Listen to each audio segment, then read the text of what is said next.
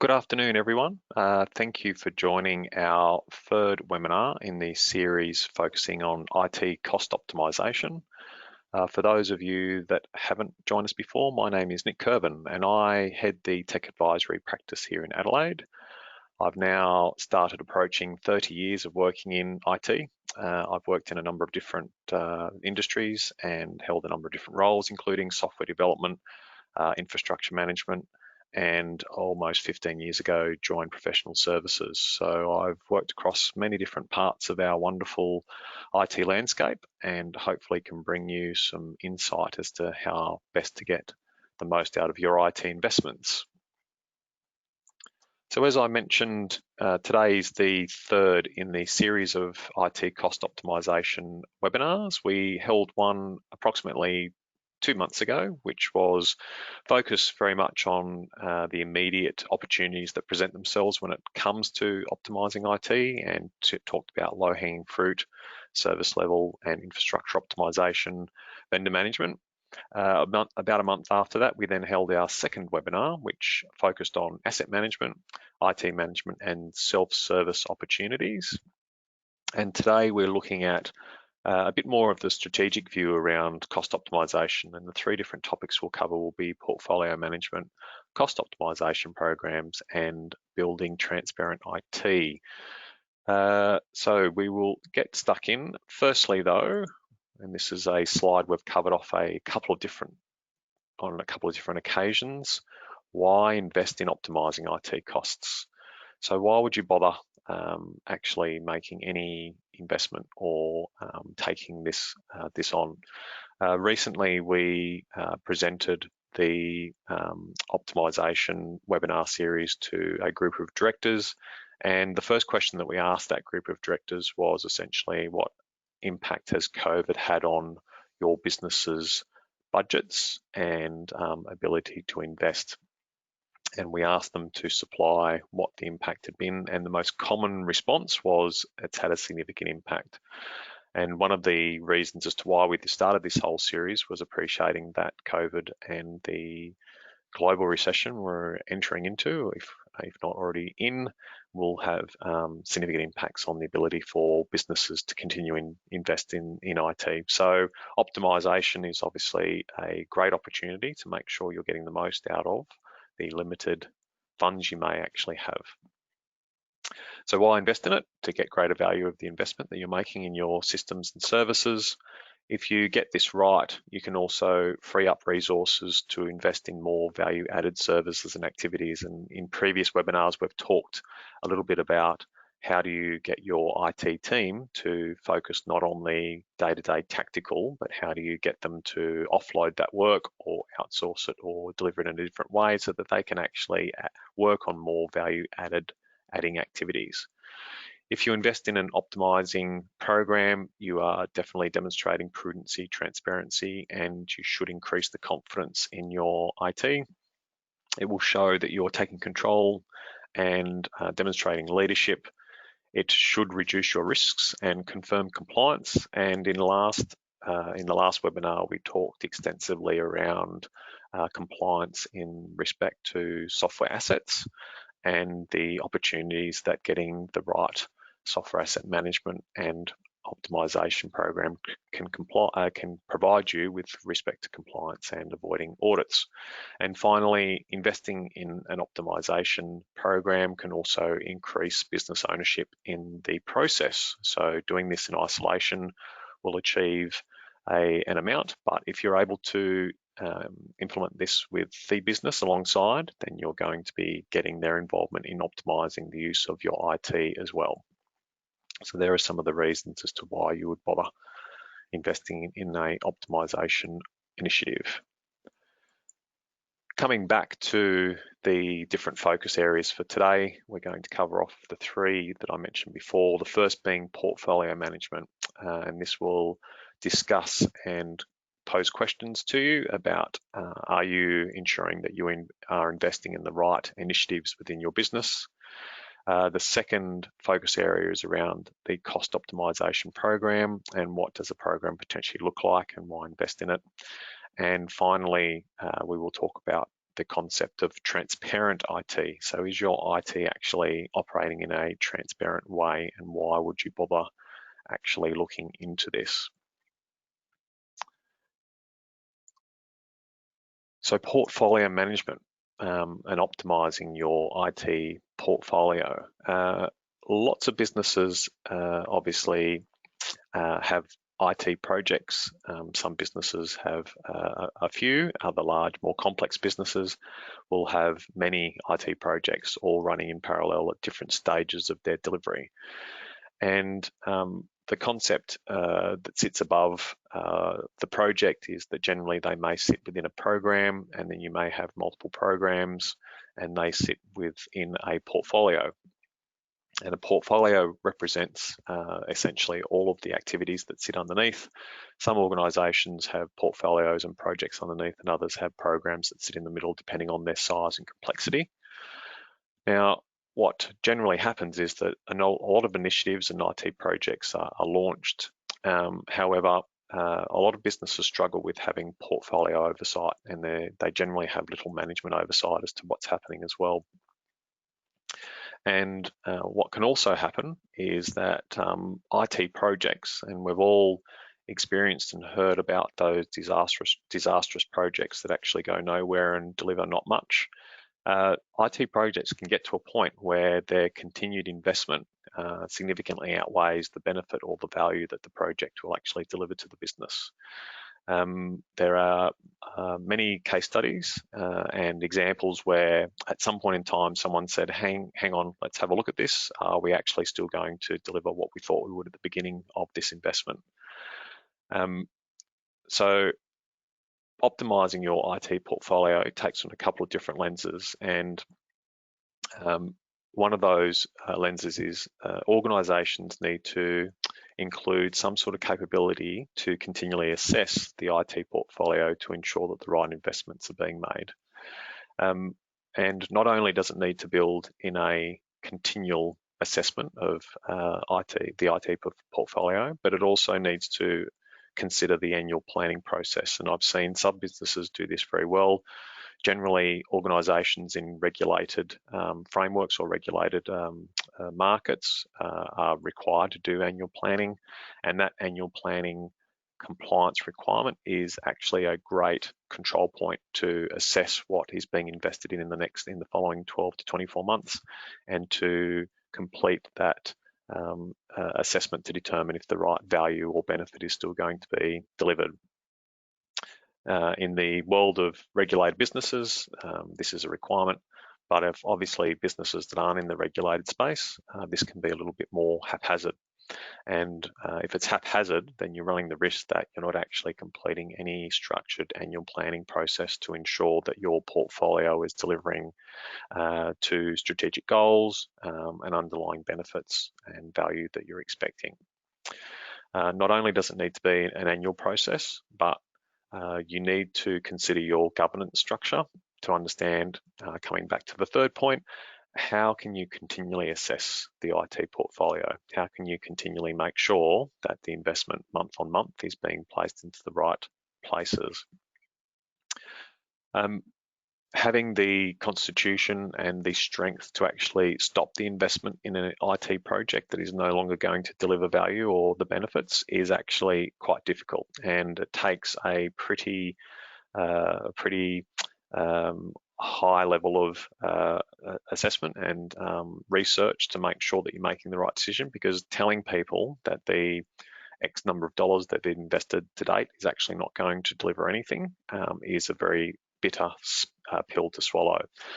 So this is a tough area to address. However, it is an area that needs to be addressed from a business health perspective, because there is no value in organisations continuing to plough money into IT projects that will deliver nothing at the end of the period in which they are operating. If anyone has any experience in this space, please type in any comments, or if you've got any questions, by all means, please forward them on. It is an interesting space. Now, just delving a little bit into assessing the ongoing viability of a project, you're probably asking, well, how do you do that? So The next couple of slides give you a little bit of guidance as to how to determine as to an IT project's success and if it's worth continuing the investment in the actual initiative that's ongoing. So most projects, and this is very fundamental for IT projects, most and many organisations do this well, some not so well. It should be based on a business case. And the business case should define the key elements that can be used to assess the benefits and or value that a project is going to be delivering. Most organisations, before they actually invest in a project, will require that the business case is developed. The business case may be then assessed and potentially endorsed or approved by executive or boards, depending on your governance model. Within that business case, it's very important that the investment that is being proposed and the options that are being assessed actually distill down into what will be the benefits that are delivered. Now, I've worked with many different organisations in the public and private sector, and only a handful have been any good at continually monitoring the value or the benefits that they'll be getting delivered from the investment they're making. And I can put my hand on my heart and say that almost 98% of IT projects start their life cycle with a pretty ambitious scope, and we'll have all experienced how that scope eventually gets eroded and the scope gets reduced. And for the money that was originally pledged up front, what is actually delivered at the other end is vastly different to what was in the original scope statement. Hence why the continual assessment of the benefits and the value needs to be built into the culture and the governance process for making sure that the IT portfolio is optimised. Now, I'll just cover off two elements of benefits in a business case. The first is quantifiable benefits, and some examples of what might be a quantifiable benefit is cost reductions or increasing a business's profits, avoiding or deferring capital expenditure, improving productivity or improving the quality of products.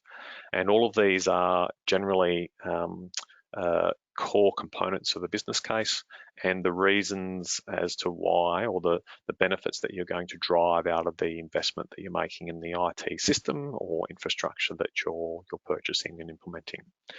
So continually reviewing these benefits is important, because if you start off with a scope that is large and the total delivery of that scope, it helps you achieve that cost reduction. If that scope gets reduced and your cost reduction starts to also reduce in line with that scope, then there may be a point in which you need to determine as to whether you're going to continue plowing more money into the project to deliver benefits that will ultimately not be realised. So a very important element of ensuring that your portfolio is on track and healthy. Now, on the other side of quantifiable benefits, we've also got non-quantifiable benefits, and these are obviously elements that aren't as easy to address or assess in dollars and cents or FTE or labour resourcing. So some of those non-quantifiable benefits may include OH&S improvements, staff morale, addressing staff morale, corporate reputation, improving corporate reputation, increasing customer satisfaction, compliance with a particular framework or some sort of authority, and the last one in there is social responsibility. So again, these are a little bit harder to quantify, and may also be elements of your business case that continue needing addressing and assessment to determine if you're going to actually achieve them. Again, you may have a project that had mostly non-quantifiable benefits, but you get to a point in the project where the scope has changed so significantly that you actually need to come back and address these again to make sure that they're still going to be delivered, or that you're happy with the element of that non-quantifiable benefit that will actually be delivered at the end of the investment that you're making.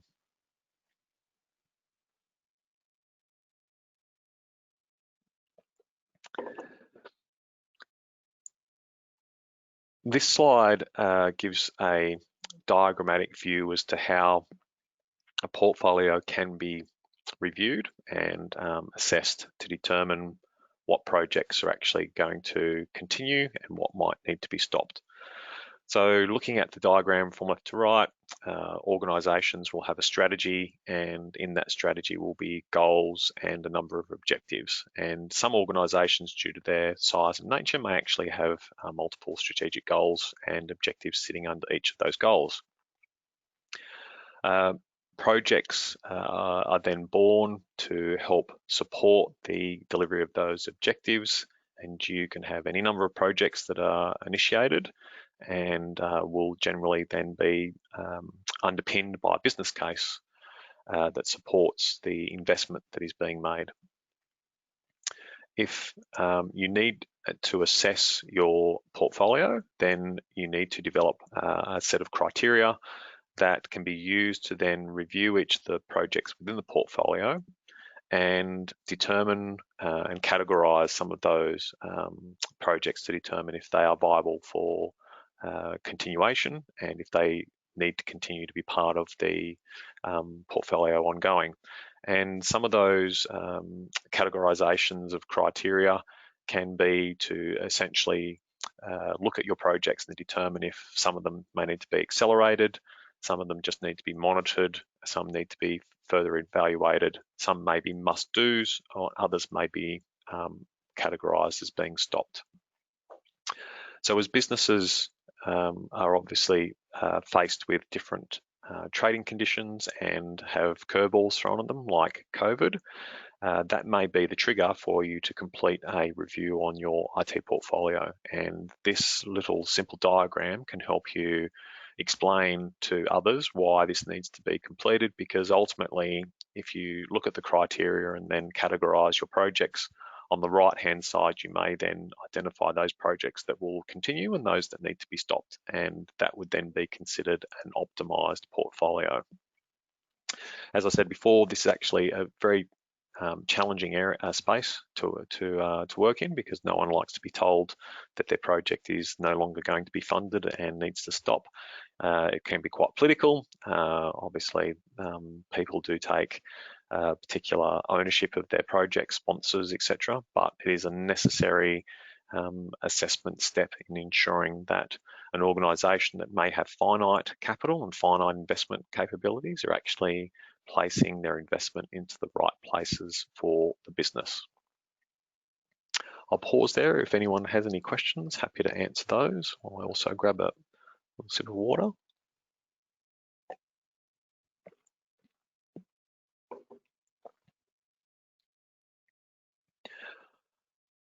Okay, so a cost optimization program needs to be a structured approach. So we've mentioned this a couple of times over the series of the webinars, and I can't reiterate how important it is to actually place some sort of rigor and formal framework around the investment in cost optimization, because without placing the structure around the outside, you're potentially going to miss out on gaining the maximum value out of tactical opportunities and strategic initiatives. So over the course of the 3 webinars we've provided, we've talked about some things that can be done very quickly and provided some quick wins to a business. And then we've talked about a number of initiatives which will take a bit longer and require a longer view to realise any value. And if you don't have a structured approach, then you're potentially missing out on understanding the opportunities that you have at the tactical level and the strategic level. It also needs to be an ongoing discipline. So I would place a pretty safe bet that 9 out of 10 organisations that I talk to, if I asked them if they had a committed ongoing discipline around IT cost optimisation, they'd say no. They would probably say that it's built into the responsibilities of the IT management or executive.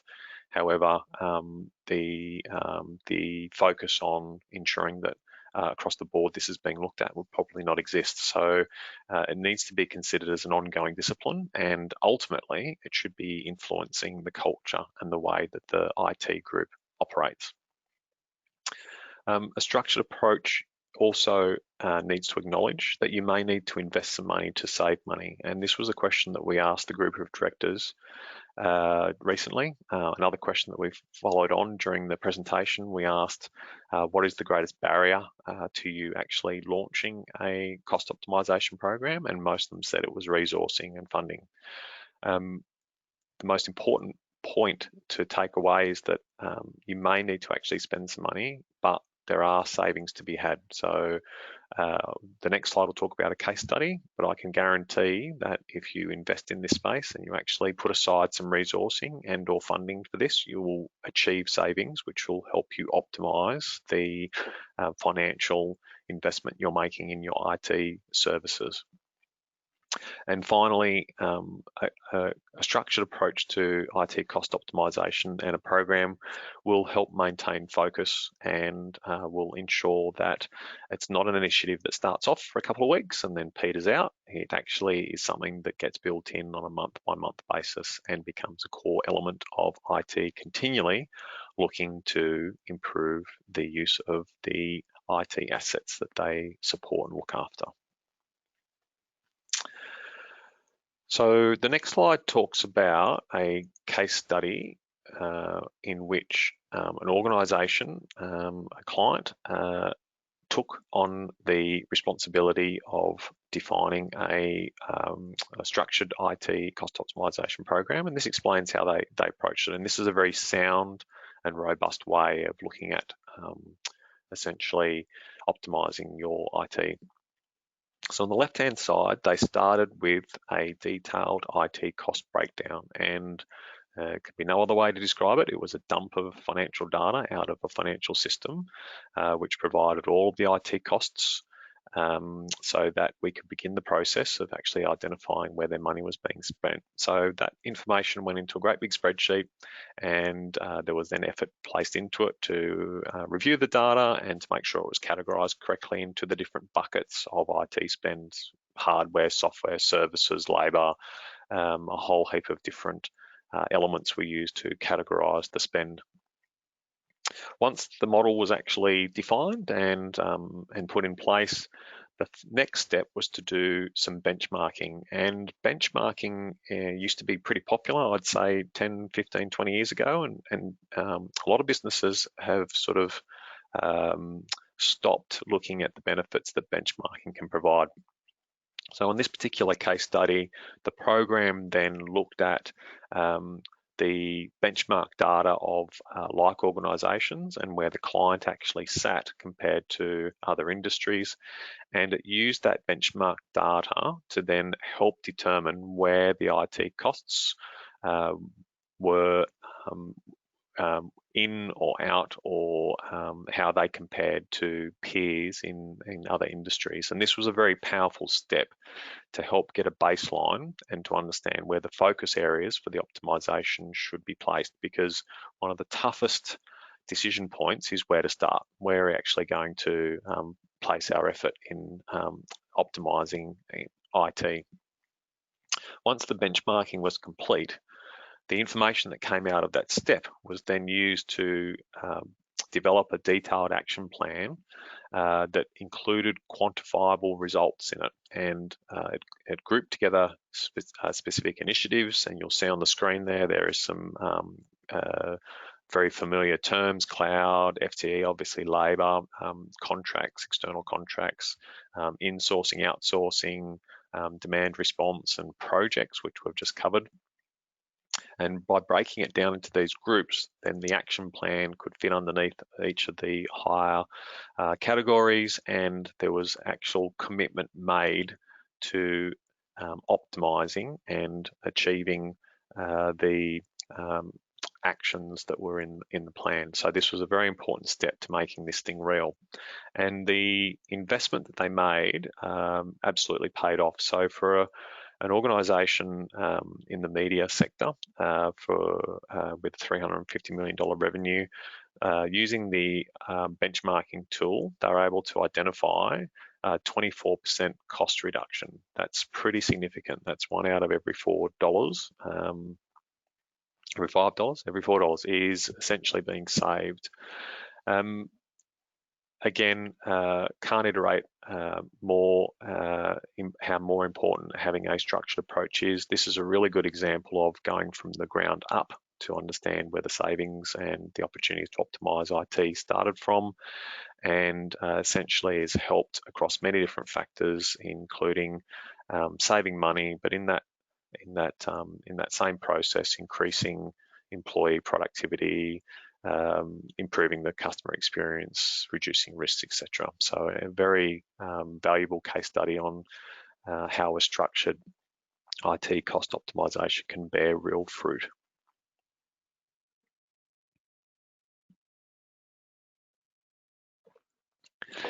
The last topic that we'd like to cover today is around transparent IT. And when we talk about transparent IT, another way of thinking about this is thinking about how your IT runs like a business. So if you were to put on a different thinking hat and you were posed with the question, well, how do you run your IT group more like a business rather than just a cost center for our organization? This is where we start to see some of the opportunities that might present themselves in optimizing your IT by making it more transparent. So some of the tips we'd like to leave you with around transparent IT. The first one is around governance and ensuring that you're including IT in the decision-making process, but also the business is being included in IT decisions being made. And it's important to continually test and look at your governance structure, because getting the IT team to sit closer with a business and vice versa will absolutely help make IT more transparent. There's nothing worse than hearing a client or a business user describe IT as a black box. They don't understand how it operates. They don't understand how it works. They think it's very expensive, and they don't actually understand why it's so expensive. So getting the governance right and getting the business working closer to IT and vice versa is an absolute important step to getting transparency in the way in which your IT functions. The second point around better transparency is focusing IT investment on business value and benefits. We've talked a lot about this in business cases, but this isn't necessarily only locked away for business case development. There should also be a continual focus on all investments to determine what value it will provide the business. And other examples are enhancements being made to existing systems. How do we work out what the best enhancement is to be made when there's a long list of them? And quantifying business value or benefit for each enhancement is another good example of how IT can be more transparent and work closer to the business when making decisions in where their investment goes. As mentioned in the case study, using benchmarking as an input into discussions with the business and identifying opportunities for improvement is an amazing opportunity to make things more transparent. And benchmarking, there are sources of great benchmarking data out in the world, and using that benchmarking data to determine where your IT sits comparable to peers is a great way of working out where there are opportunities to optimize and to pull the cover back a little bit on how IT is operating compared to other like size organizations. So this will help definitely with the discussions around transparent IT. The fourth point is around financial transparency, and this is an area that I've seen many businesses struggle with. Comes back to the point before about a lot of executives not understanding or failing to understand why IT is so expensive. And in many cases, that's because IT isn't a very good describer, or doesn't have the ability to describe why it's so expensive to keep the lights on. And I've helped a number of organizations actually put together models which helps executive understand what is the base funding required to keep our lights on. So over time, IT's continued to pervade through businesses. More IT has been adopted, but of course, as more IT gets adopted, so does the cost to support it. And if you can build a cost model and a financial financial model that is transparent to the business, you can actually easily demonstrate to them where are all the costs going, and that could also open up opportunities for investigating where there might be opportunities to save money by providing transparent financial information. And on top of keeping the lights on, it's also important that IT is transparent about the financial investment being made to improve capabilities. So to continually build on top of what is there and continue to invest in the assets that already exist. Now, if that's being done in isolation and it's being done without little business involvement, then of course the business is going to wonder where the finite funding goes. And if the IT group and the business can work together on making the investment process and the decisions around investment transparent and shared and essentially worked on together, you're going to actually get a business that fully understands where the investment is going and where they see that IT is being transparent around where the money is being spent. Finally, another great opportunity for IT teams is to look at adopting lean principles. And I've seen some groups do this incredibly well.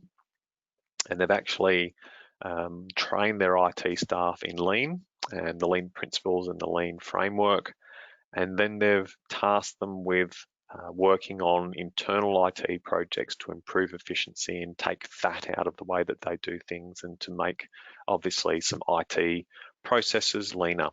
And if you can then build this culture, train your staff, give them some real life examples of opportunities within their own team, they can then share these projects with the business and break open that black box that IT can tend to fall into. Some huge opportunities in this space and a worthy investment when you are looking to get more out of your IT investments. A great opportunity, and I've seen one client do this incredibly well, and I can't recommend it any higher than for people to consider.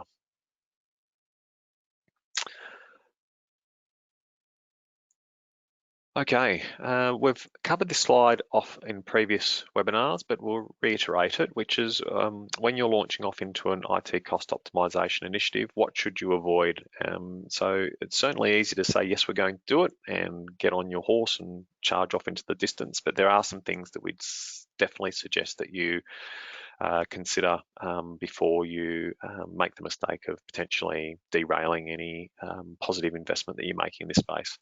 So the first area to avoid is cutting the wrong costs. So if costs are important and your optimization is about saving some money, understand what the priority is. So do you have pressure on your OPEX? Do you have pressure on your CAPEX? Do you have pressure on both? So a lot of businesses don't do this assessment. They just blanketly say we need to save money.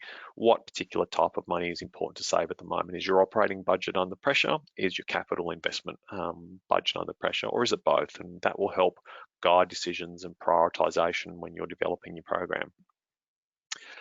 Always keep an eye on your risks and imperative services that you can't really look to cut corners on. And the example there that we've provided is cyber. I would highly discourage any organisation who thought that they needed to save some money to take money away from cybersecurity, because this is a very key risk for a lot of businesses, and it is not going to decrease in its risk profile. It's only going to increase. So make sure that you're keeping one eye on your risks when you're looking at optimization opportunities. Don't launch any kind of optimization program in isolation. Be sure that you communicate and engage stakeholders. This is an important initiative, and the more people that you speak to and the more people that you involve in the process, the greater the value and outcome that you're going to provide. Completing it in isolation will probably make people more upset more than anything, because they won't understand why it's being done, what's being done, and how it's being done. So don't launch any initiative in this space in isolation.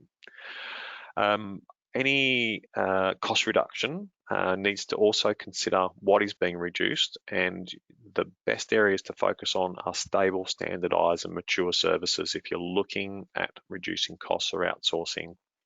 Many organisations in the past have tried to outsource immature processes, and that is a recipe for disaster. So if you're looking at outsourcing and cost reductions, make sure that you're focusing on the areas that are stable and standardized, because that is much easier to address than it is an immature area that is difficult to pick up and move somewhere else if that is an option that you're addressing. Second to last point, don't focus just on the dollars. You need to have a optimization program that is essentially broader in its view. We do talk a lot about saving money in the webinar series, but there is more to it than just that. It's also about productivity, efficiencies, and getting people working on higher value activities rather than the mundane day-to-day that adds no value. And the final point to keep in mind and to avoid is do not create a technology debt. And I've had this question before, and some people think that the debt means a financial debt. We're not talking about financial debt. We're talking about a unwinding of problems later down the path. So again, a common problem that IT can run into is that it builds some sort of asset, it creates some sort of system, but that creation of the asset or the system is actually going to create a legacy and an issue that has to be unwound later. And we highly advise not to fall into the trap of cutting a few bucks now, which will provide a short-term solution to potentially a cash flow issue, because if you create a technology debt that needs to be unpicked or unwound or fixed later, you're essentially just kicking the can down the road. So don't fall into that trap of creating a debt for the sake of saving dollars. Evaluate each opportunity and avoid this potential trap that some businesses have fallen into. So that is the final slide in our third webinar in this series. I'll just pause there for any questions that anyone on the webinar might have before we wrap up.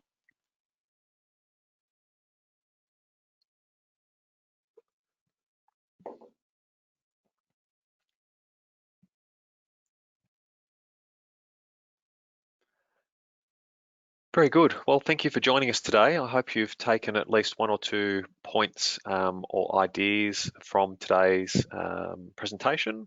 That was the idea when we launched this series, was to give everyone just a couple of things to think about, not the silver bullet that everyone would like, but hopefully you've taken away something that is applicable to your business.